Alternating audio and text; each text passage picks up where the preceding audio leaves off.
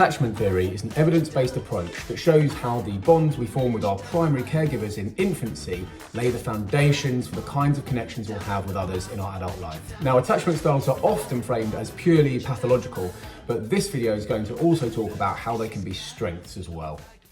Research shows that children learn specific relational strategies in order to attach to their caregivers. This happens very early on, critically between the ages of 0 to 2 years old. The three most common attachment styles are secure, anxious, and avoidant. So let's break these down. A secure attachment develops when a child feels safe and loved. This means they learn to trust others and are comfortable with emotional intimacy. In adulthood, they're confident in their relationships and they communicate effectively.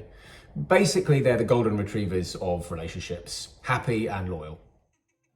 An anxious attachment develops when the child experiences inconsistent caregiving. The parents might be alternately attentive and then not.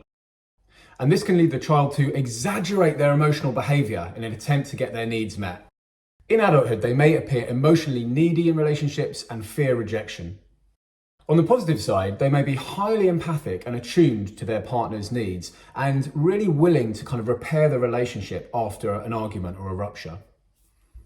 An avoidant attachment develops when the child experiences their caregivers as emotionally unavailable or unresponsive. And this can lead the child to becoming overly independent and self-reliant. In adulthood, they may keep others at a distance and avoid emotional intimacy. But on the positive side, they may be calm, self-motivated, and incredibly resilient.